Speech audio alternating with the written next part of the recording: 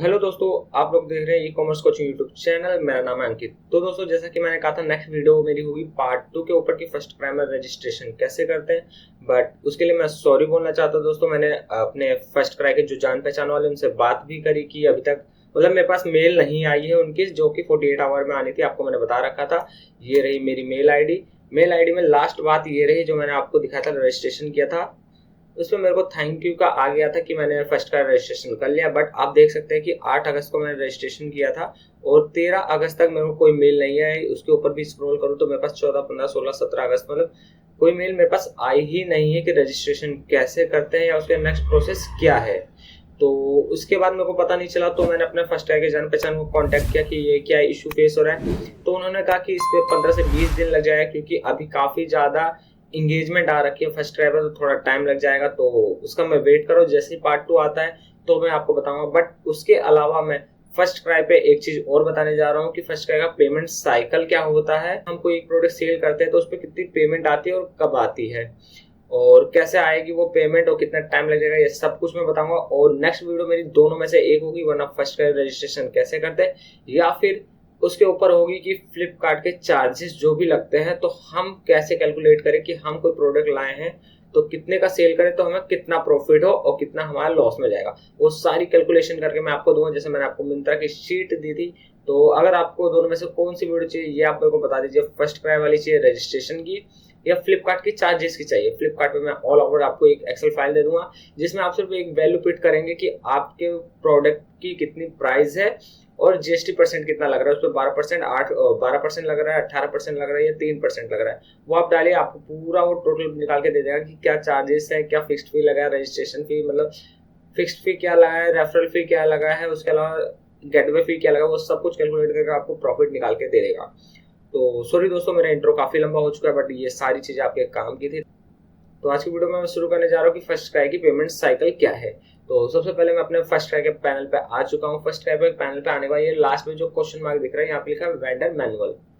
इसको मैं ओपन करता हूँ तो इसमें मेरे को 4 चीज बताई जा रही है। ये सारी चीज मैं आपको आने वाले टाइम में सारी एक एक करके क्लियर करूंगा। पहली है first cry payment system, image upload, training kit, उसके बाद आ रहा है पैकेजिंग आईडी वगैरह, और आखिरी में आ रहा है प्रोडक्ट स्टेटस चेंज सिस्टम। ये चारों अलग अलग चीजें, चारों अलग अलग में बताए गए। ये सब पीडीएफ में मौजूद है, ये मैं आपको दिखा देता हूँ एक बार। और पीडीएफ आपको चाहिए होगी तो मेरे को बता देना, मेरे को इंस्टाग्राम पे मैसेज कर देना, या तो मैं वहाँ पे आपको ये भेज दूंगा। तो सबसे पहले मैं फर्स्ट है कि पेमेंट साइकिल का और जो पेमेंट सिस्टम है उसका मैं ओपन करके बता देता हूँ। तो मैंने इसको डाउनलोड कर लिया है। बट दोस्तों, ये सब बताने से पहले अगर आप मेरे चैनल पर नए हैं तो चैनल को सब्सक्राइब करना ना भूलें, वीडियो को शेयर करना ना भूलें, और किसी भी पैनल से लेके आपको कोई इश्यू फेस हो रहा है तो आप मेरे को बताइए। मेरे पास 8 से 9 पैनल की इंफॉर्मेशन है जिसको मैं आपको प्रॉपर गाइड कर सकता हूँ कि कैसे क्या करना है। उसके अलावा आपके पास कोई दूसरा पैनल होगा तो भी आप मेरे को क्वेश्चन कर सकते हैं। आप मेरे इंस्टाग्राम पे डीएम कर सकते हैं मेरे को, मैं वहाँ भी आपको सोल्यूशन दे दूंगा। तो चलिए मैं पेमेंट साइकिल की बात करता हूँ। अगर आपको सही से दिख रहा होगा तो मैं थोड़ा और जूम कर दूँ। इसको अगर मैं पढ़ के बताऊं, या मैं आप खुद भी पढ़ सकते हैं, वैसे मैंने ऐसे रोक भी रखा है, आप पढ़ भी सकते हैं। बट उसके अलावा मैं ऐसे बता देता हूँ कि क्या है। जब हम फर्स्ट टाइम में कोई भी प्रोडक्ट सेल करते हैं फॉर एक्स प्राइस पे, मान लीजिए मैं 300 रुपये का कोई प्रोडक्ट सेल कर रहा हूँ और ये चीज़ हुआ 1 अप्रैल 2021 से लागू हुआ है ये वाला कि किस हिसाब से पेमेंट साइकिल होगी। तो अगर मैं कोई फर्स्ट टाइम पे सेल करता हूँ तो उसका हमारा बनता है इनवॉइस। इनवॉइस मतलब हमारे एक बिल जनरेट होता है। बिल जनरेट होने के बाद वो हमें बताता है कि कौन सा प्रोडक्ट कितने प्राइस पे बिका है, उस पर कितना जीएसटी लगा है। तो इस पूरे में यही प्रोसेस है कि कैसे होगा। ये देखिए, फर्स्ट यहाँ पे मैं एक चीज बताता हूँ पेमेंट साइकिल में क्या है। After every 15 days first cry will generate payment advice based on the vendors invoice including debit note. मतलब 15 दिन में वो बना के देगा हर एक प्रोडक्ट की कि कितने की उसका पेमेंट गेटवे पेमेंट क्या है या पेमेंट जनरेट क्या हुआ है। और उसके बाद जो मेन है, मैं आपको मेन बता देता हूँ। ये पूरा आप पढ़ सकते हैं, एक एक करके रीड कर सकते हैं। मेन मैं आपको बता देता हूँ पेमेंट साइकिल का, ताकि वीडियो ज़्यादा लंबी भी ना हो। तो सबसे पहला हमें यहाँ पे देख लेंगे जो इमेज है। ये है कि जब हम कोई प्रोडक्ट सेल करते हैं तो यहाँ पे जैसे ये दिखा रहा है 846 हमारे इनवॉइस क्वांटिटी, मतलब कितनी क्वांटिटी हमारा बिका है। और उसके बाद आता है नेट अमाउंट, 2,12,167.78 का ये बिका है। तो आप ये सोच रहे हो ये मंथली वाला है या ये पर डे का है। आपको ये पर डे का भी जनरेट होता है, ये मंथली का भी जनरेट होता है। यहाँ पे हमें डाटा को सिलेक्ट करना पड़ता है। तो जैसे इनवॉइस डेट लिखा है 23/3/2021, तो पर डे का अगर सिलेक्ट है तो पर डे का बताएगा, मंथली का आपने सिलेक्ट करा है तो मंथली का बताएगा। तो यहाँ पे आने के मान लीजिए हमारे पास कोई प्रोडक्ट है वो सेल होता है, तो हमें उसकी इनवॉइस अपडेट करनी पड़ती है। डे टू डे और मंथ टू मंथ दोनों हमारे पास बेस होते हैं। तो यहाँ पे आके आप देखेंगे इनवॉइस का एक टैब होता है, मैं एक बार दिखा देता हूँ। और यहाँ पे ये टैब है वेंडर इनवॉइस, यहाँ पे जाके आपको सेव करना होता है। तो अभी मैं वहां नहीं जा सकता, मैं यहीं पे आपको बताता हूँ, वो मैं जाके मैं आपको बाद में बताऊंगा। आप उस वाले टैब पे अगर आप आ जाएंगे तो यहाँ पे आपको दिखा दे कितने की आपकी क्वांटिटी सेल हुई है, कितना अमाउंट का सेल हुआ है। यहाँ पे आपको अपडेट इनवॉइस नंबर करना है। जब आप इसको अपडेट कर देंगे तो सेकंड टैब आपका ये खुलेगा कि आपकी रेफरेंस आईडी ये थी, उसके बाद साइट यह था फर्स्ट क्राई, इनवॉइस डेट आपको दिखा देगा, सेलर अप्रूवल पेंडिंग, सेलर की तरफ से पेंडिंग है ये दिखाएगा, इतने क्वांटिटी बिकी, इतने अमाउंट का बिका है। अप्रूव इनवॉइस भी आपको लिखाएगा, उसको आप अप्रूव करना है, मतलब रीचेक कर लेंगे। दो स्टेप होते हैं आपको अप्रूव करने के लिए, वो आपको अप्रूव कर देना है। अप्रूव करने के बाद आप अप्रूव करें या आपका कोई अकाउंटेंट टीम में है उससे अप्रूव कराएं, वो फुल इंफॉर्मेशन के साथ आपको अप्रूव करके दे देगा। अब उसके बाद यहाँ बता रहे payment advice and debit. After each 15 days first cry will generate a payment advice for the vendor against the vendor invoice. Advice will get generated on the basis of delivered orders and seller approval invoice. In transit order will not get included in any advice or debit note once they get delivered or RTO, and then accordingly they will get unadded in upcoming advice or debit note. Any invoice not approved by the vendor will get including payment advice will be not required to digital signature or payment advice debit note. How to check payment advice and debit note ये आपको बता रखा है। मतलब payment cycle जो है इसका first क्या है, 15 दिन का टाइम लेता है। 15 दिन के टाइम में मान लीजिए आज की तारीख है 26 तारीख, 26 तारीख को आपको कोई ऑर्डर आया है।